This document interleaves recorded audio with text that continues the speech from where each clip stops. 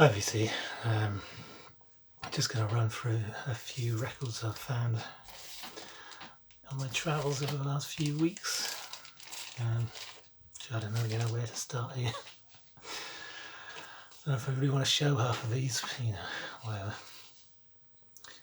Hey, come on in, spend some time. This is Val's Sterkline, Grey Life on Dot. Fantastic cover. Probably would put a lot of people off because it looks sombre. Likewise, the B-side reminds me slightly of B-side of Tim Hollier's Sky Sail, and that particular image. But anyway, a lot of lush 60s orchestration on this, which makes the songs kind of leap forward and probably not reflect the grey life sort of theme and the idea and maybe the feel of some of these songs. So it kind of, a bit like Brighter Later, it picks it up and firmly places it of its time. But at the same time, if you can abide the 60s kind of lush orchestration, you'll find some good songs on here. He was in the Blue Things, and they split up, psychedelic band, and decided to come back with a solo effort on his 12-string guitar. Some very nice songs, and there are a few artists in the 60s that sort of have a similar sound, but this guy's voice is quite distinct. It's very unusual. He's sort of, it's not like he's half talking, but he's got an accent, something about him which sets him apart from a lot of other vocalists. Very cheap American record, not so cheap over here. Not something you see every day. When I saw it, I just thought, well, it looked interesting. And it is an interesting album, especially for his voice. I recommended you try that out because, it's different. In a good way. On the beach, yada yada yada. Now, this is the original UK with a parasol patterned inner. A little bit noisy in places, but you find this sort of thing for 50p, you're not going to throw it away. Some of the lyrics on this to me are a little bit banal sounding, and it may just be me. They're not quite so, I don't think he was really ever heavy hitting in his lyrics. But yeah, it just doesn't quite touch me as a record. In a way, it's sort of like you've got the greats of Harvest, etc., and then you've got Zuma and stuff to come, and this is between the two, or between those, I'm going to call them periods, and as a result, I think, I don't know, it doesn't really kind of attract my ear. I know a lot of people say this is a great record, and there are a couple of nice songs on BBC One. On side one. Watching far too much TV lately. Interesting record. The condition isn't good enough for me to give this away. But maybe I'll try it again. I know I will. I know I'll come back to it because there's something about it, especially side one, there's something about it. Anyway, this, very hard to come across something like this over here on Chess, an original John Lee Hooker, Real Folk Blues. Another slightly underwhelming record to my ear. Now a lot of people are probably going to be, what the? But yeah, it's like, I know what it is, and it happens with people like Taj Mahal. When he's on his own, he's just fantastic.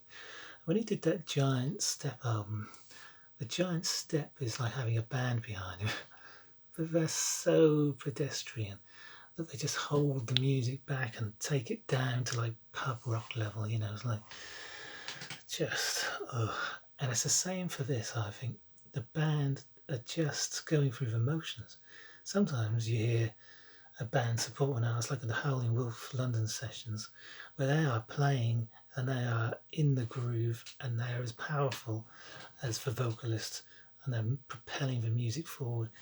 This is just a bit like on Sid Barrett's Barrett album, where Jerry Shirley is playing the drums from Humble Pie, and he's just so bog standard, but the songs kind of go a little bit as a result after the wonderful stuff that Robert Wyatt would, you know, flash about on the first album, and the time signatures were all crazy because Sid Barrett couldn't keep time at that point.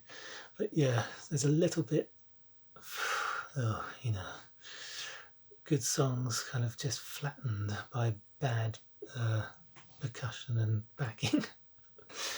However, the last track on here is The Waterfront. That is like no other track I've ever heard, a blues track. He's just gently touching the guitar. It's just him and the guitar, just gently touching it. It's like, wow, I've never heard a blues player play like this. And I've heard quite a bit of 40s, 30s, 40s, 50s, the earliest stuff. Never heard a track like it. Really good. It's got a good story to it. But it's so different, even his voice at times. Is that him? It's remarkable. I recommend checking that song out, The Waterfront. It finishes his album off, and it just really, if the whole album was like this, that would be an absolute masterpiece. And it would probably be like the greatest blues album of all time.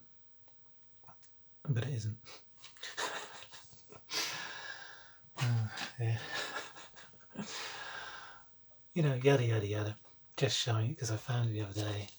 However, what is good about it is it's an original first press mono on track.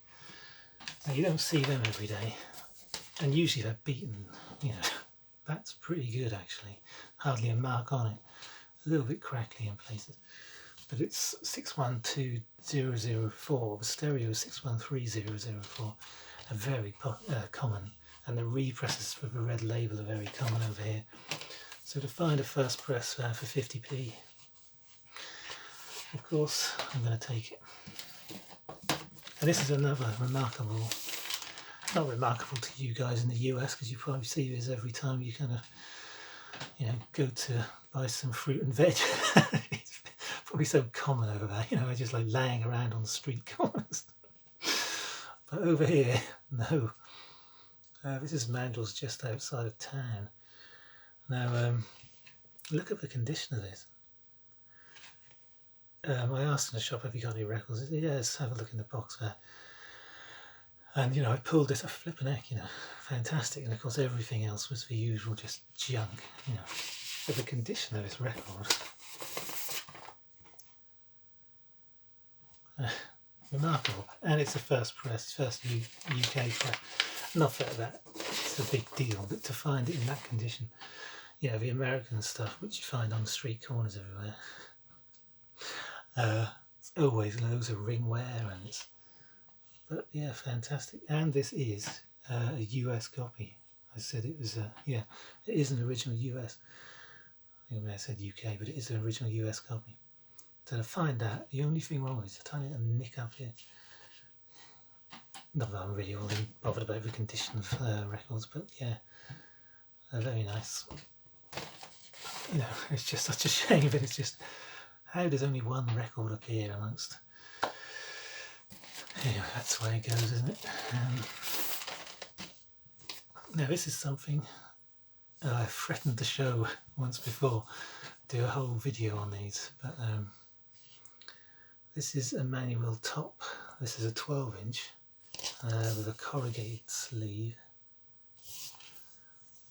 This is house music, but you know, pounding good stuff. This guy in 1994, 95, 96 just did a stream of incredible electronic records, because that's what they are, electronic records. Phenomenal stuff. The B-side is, this is perhaps slightly one of his weaker tracks. It's called So Cold, and the other side is called Rubicon, which is just a pounding genius track. But the So Cold track, the reason why I'm showing it is because it really says it all. It's got a coldness to the sound. Now, I've been toying with doing a video on cold music, Yeah, there was a whole series of releases, minimal synths releases and stuff, which in Europe, or in France particularly, they were called, those records and releases were called Cold Wave, which sort of summed up the kind of clinical electronic sound. And there was a sort of distance created by the bands when they're, you know, you could imagine them all standing there like Kraftwerk and delivering this deadpan sort of style. And the instrumentation is kind of clinical and cold. So I have been considering, I've got a number of records in mind which would fit that bill. But yeah, this is just, you check out Emmanuel Top and this wonderful label here, The Little Prince. Beautiful stuff.